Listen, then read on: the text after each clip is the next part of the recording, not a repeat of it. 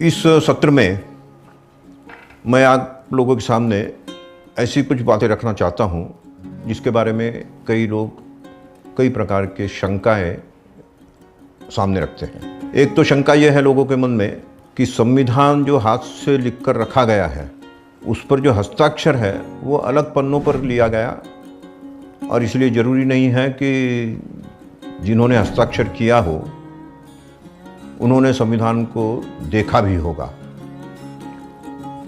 तो इस शंका का निरसन मैं इस तथ्य के साथ करना चाहूँगा कि भारत का संविधान अंग्रेजी और हिंदी दोनों भाषाओं में जब लिखकर अंतिम पृष्ठ तक आया, अंतिम पृष्ठ ये 8वीं अनुसूची की सूची, 8वीं अनुसूची है भारत की भाषाएं। तो उन भाषाओं की जो सूची तय लिखी गई है, अंग्रेजी और हिंदी इन दोनों भाषाओं में संविधान का एक प्रकार का वो अंतिम पृष्ठ है और उस अंतिम पृष्ठ से ही हस्ताक्षर प्रारंभ किए गए हैं। तो इसका मतलब स्पष्ट है कि हस्ताक्षर ये संविधान का अंग बना रहे, इसका ध्यान हस्ताक्षरकर्ताओं ने भी रखा, संविधान निर्माताओं ने भी रखा और उसके कारण उसी पृष्ठ से हस्ताक्षर प्रारंभ हुए और फिर 284 लोगों ने एक के बाद एक ही दिन में 24 जनवरी 1950 अर्थात 26 जनवरी संविधान लागू होना था, उससे 2 दिन पूर्व। उस समय का वर्णन ऐसा आता है कि संसद भवन में वहाँ के मुख्य सभागृह में टेबल पर दोनों प्रतियां रख दी गई थी। उससे पूर्व उसको जिसको जितना पलट कर देखना है वो देखने की अनुमति थी। लोगों ने उसको पन्ने पलट पलट कर देखा, चित्र अंकित किए गए थे, हाथ से लिखा गया था और ये सारा देखने के बाद अंतिम पृष्ठ से हस्ताक्षर करने थे।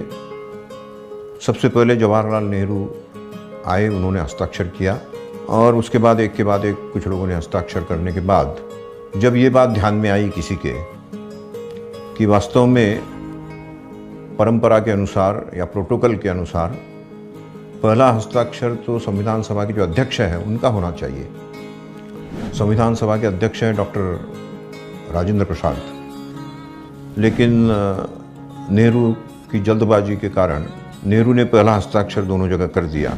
तो फिर कुछ लोग डॉक्टर राजेंद्र प्रसाद जी के पास गए और उनसे जाकर अनुरोध किया कि हस्ताक्षर पहला आपका होना चाहिए था, लेकिन जल्दबाजी में ऐसा हो गया है, अब इसमें से कोई आप रास्ता निकालिए।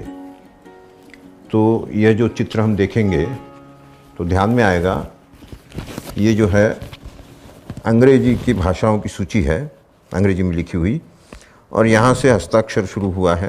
पहला हस्ताक्षर जवाहरलाल नेहरू जी ने कर दिया। कुछ लोगों के हस्ताक्षर हो जाने के बाद जब राजेंद्र बाबू के पास लोग गए तो राजेंद्र बाबू ने उदार मन से ऊपर तिरछा हस्ताक्षर दोनों भाषाओं में, अंग्रेजी और हिंदी दोनों भाषाओं में करके अपनी उलझन, लोगों की जो उलझन है उससे उनको मुक्त किया।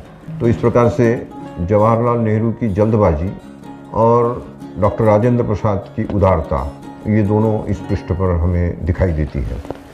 यही बात हिंदी की सूची, हिंदी में लिखी हुई जो भाषाओं की सूची है उसमें हम गौर से देखेंगे तो ध्यान में आएगा कि यहाँ भी जवाहरलाल नेहरू जी ने ही पहला हस्ताक्षर किया, लेकिन थोड़ी सी जगह ऊपर में थी और इसलिए हल्का सा एक हस्ताक्षर डॉक्टर राजेंद्र प्रसाद जी उन्होंने वहाँ कर दिया। तो दोनों जगह नेहरू की जल्दबाजी और राजेंद्र बाबू की उदारता यह प्रकट होती है। उसके बाद एक के बाद एक हस्ताक्षर लोग करते रहे। बाहर वर्षा हो रही थी, अंदर में बड़े खुशी का वातावरण था कि हम पूरा संविधान लिख चुके हैं, तैयार कर चुके हैं और इस तरह से हस्ताक्षर एक के बाद एक करने लगे। 25वां हस्ताक्षर डॉक्टर बाबा साहेब अम्बेडकर उनका है, जिनको आज हम संविधान के जनक कहते हैं। उनका वास्तव में संविधान सभा के अध्यक्ष के बाद उनका हस्ताक्षर होना चाहिए था, लेकिन हो सकता है कि डॉक्टर अंबेडकर ने ही उसमें कोई रुचि नहीं दिखाई हो और जब मौका मिले तब हस्ताक्षर कर देंगे ऐसा सोचा हो, और इसलिए उनका हस्ताक्षर कहीं इसमें 22वें नंबर पर है, 25वें नंबर पर, और हिंदी वाली उसमें पत्रिका में उसमें 31वें नंबर पर है। यहाँ और आगे हम चलेंगे तो ध्यान में आएगा कि हस्ताक्षर करने वालों ने कई बार 2-4 जगह ऐसा हुआ है कि हस्ताक्षर करते करते किसी का हस्ताक्षर सीमा लांघ कर नीचे तक चला गया, जो निर्धारित स्थान था उससे नीचे तक हस्ताक्षर हो गए।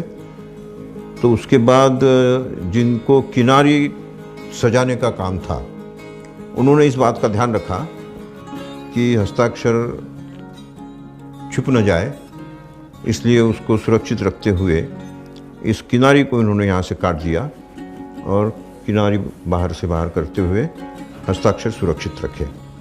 यही बात कुछ हस्ताक्षर जो सीमा लांघ गए थे, इस बाउंड्री को बनाने वाले ने यहाँ भी उसको सुरक्षित रखा है। ऐसे कई उदाहरण मिल जाएंगे जहाँ जहाँ हस्ताक्षर सुरक्षित रहे, इसका ध्यान ये किनारी सजाने वालों ने रखा है।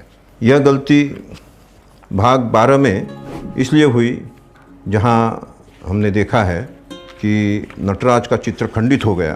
तो खंडित होने का कारण यही था कि यहाँ जिसके जिम्मे इस किनारी को सजाने का काम था, उन्होंने इस बात का ध्यान नहीं रखा कि हमें इस चित्र को सुरक्षित रखना है, तो उसका ध्यान न रखते हुए उन्होंने चित्र को ही खंडित कर दिया। तो इस प्रकार से एक जगह किनारी सजाने वाले हस्ताक्षर के विषय में तो सतर्कता बरतते हैं, लेकिन इस विषय में उनकी सतर्कता बरती नहीं गई और इसलिए इस गलती को सुधारा जाना चाहिए। और जो एक भ्रम फैलाया जाता है कि हस्ताक्षर करने वाले अलग पन्नों पर हस्ताक्षर करके चले गए, तो वैसा नहीं है। हस्ताक्षर भी इसका अंग है, यह एकदम इससे स्पष्ट होता है। संविधान सभा का जो प्रतीक चिन्ह है उसके बारे में इससे पहले आ चुका है, लेकिन फिर भी एक बार स्मरण दिलाना चाहूँगा कि उस समय सबकी मानसिकता यही थी कि भारत तो अखंड ही रहेगा, और इसलिए प्रतीक चिन्ह भी अखंड भारत का ही बनाया गया था। लेकिन इस अखंड भारत में आज का म्यांमार, उस समय जिसे ब्रह्मदेश कहा जाता था, वो एक प्रकार से भारत से अलग हो चुका है, यह स्पष्ट होना चाहिए। इसलिए यहाँ ये दिखाया गया है कि भारत यहीं तक है, उसके बाद उस सीमा को इसको जोड़ा नहीं गया है। इधर जैसे अफ़गानिस्तान तक का भारत दिखाया गया है, इधर लेकिन ब्रह्मदेश या आज का म्यांमार वो नहीं दिखाया गया। और इसका मतलब स्पष्ट है कि अंग्रेज चूँकि उसको स्वाधीन कर चुके थे, इसलिए वो भारत का अंग नहीं है, इसको मान लिया जाए। लेकिन चूँकि पाकिस्तान तब तक बना नहीं था और इसलिए हम अखंड होंगे, इसका मतलब पाकिस्तान जिसको मांगा जा रहा है उसको हम नहीं देंगे, हम एक साथ रहेंगे। इस प्रकार की मानसिकता संविधान सभा के गठन और उसकी प्रक्रिया चलने तक, वर्षों तक, 1 वर्ष तक तो कम से कम रहा है। 1 वर्ष बाद जब 1947 में ये निश्चित हो गया कि 15 अगस्त को अब देश का विभाजन होगा ही और पाकिस्तान को एक दिन पहले स्वाधीनता सौंप दी जाएगी, भारत को अगले दिन सौंपी जाएगी, तो इसका तालमेल रखने के लिए 14 अगस्त की रात्रि 12 बजे से पहले पाकिस्तान के स्वाधीनता की घोषणा कर दी गई और 12 बजे के बाद भारत के स्वाधीनता की घोषणा की। तो इस प्रकार से यह भी बात ध्यान में आती है कि अंग्रेज जो चाहते थे भारत का विभाजन, वो उन्होंने हर प्रकार से प्रयास करते हुए अंत में करवा ही लिया। और संविधान सभा की एक हिस्से के नाते जो प्रारूप समिति थी, उस प्रारूप समिति को भी हम देखेंगे तो यहाँ 8 लोग बैठे हुए दिखाई देते हैं। इन 8 लोगों में 7 लोग प्रारूप समिति के सदस्य हैं और एक जिनसे प्रारूप हस्तगत किया गया, जिन्होंने प्रारूप सौंपा, वे सर बी.एन. राव ये है।